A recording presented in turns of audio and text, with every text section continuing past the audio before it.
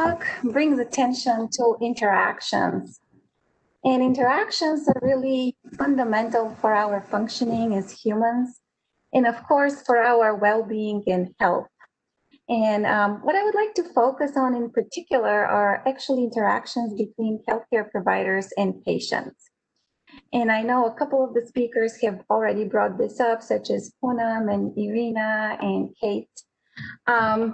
In the last several months, we all witnessed how a pandemic disrupted the interactions in all spheres of our lives. And for healthcare, this really meant shifting of routine health interactions to digital platforms, such as online health portals or electronic communications with our physicians. Which brings me to my first topic, which is about physician-patient digital communications, or low-touch technology-enabled communications that are really growing in volume, but remain a black box in terms of our understanding. We do know from research in healthcare that 90% of patients who use digital platforms to communicate with their physicians send critical information, but physician practices for handling electronic communications from patients remain ad hoc, unsystematic, and divided, really. Research outside of marketing has started addressing some of these issues, and for instance, find that electronic communications between patients and their physicians lead to reduced office visits. And they could also improve both the efficiency and the affinity or the relationship, as also Irina mentioned, between patients and doctors. But at the same time, they increase physician workload. And more importantly, in my mind, they could be problematic because they could be grounds for misinterpretation or miscommunication.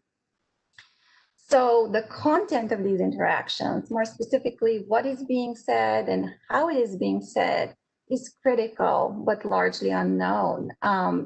So understanding this has the potential to elevate outcomes such as patient compliance, which Poonam told us about, and also not just with medication, which she talked about in the case of diabetic medication, but behavioral change, which is adherence to specific behavioral routines.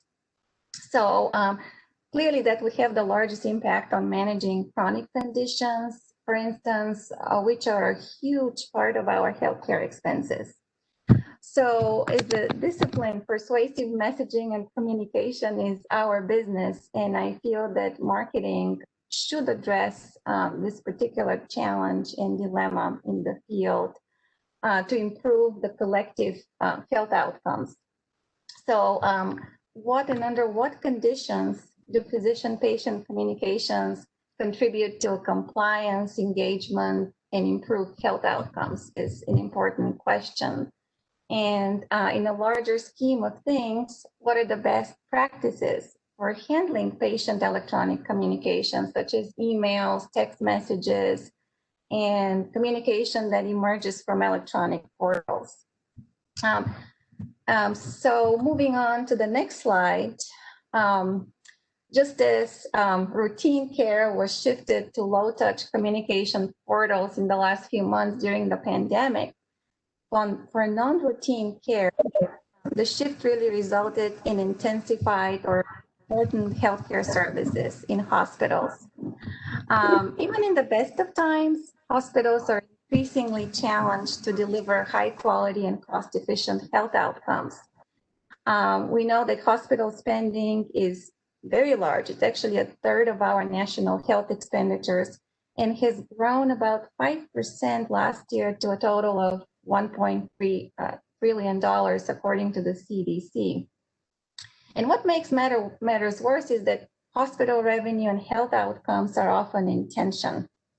For example, patient readmission rates, which are an indication of low health outcomes, increase revenue. So my question is, can frontline interactions be managed to address this dilemma, increase both revenues and health outcomes? So we know from research that interactions can have their impact on quality. And we also know that patients' behavioral approach to their medical conditions, such as changing negative habits, compliance with medicine, are often shaped by the nature of frontline interactions during their hospital stay. So using some of the data sets that mentioned that are being underutilized, research that I'm involved with shows that it's the proactive interactions with patients by the frontline staff, which is physicians, that can both increase financial outcomes for hospitals and at the same time increase health outcomes for patients, such as low readmission rates. And looking at some of these questions using the data that's available out there and already mentioned can be very productive for future research. Thank you.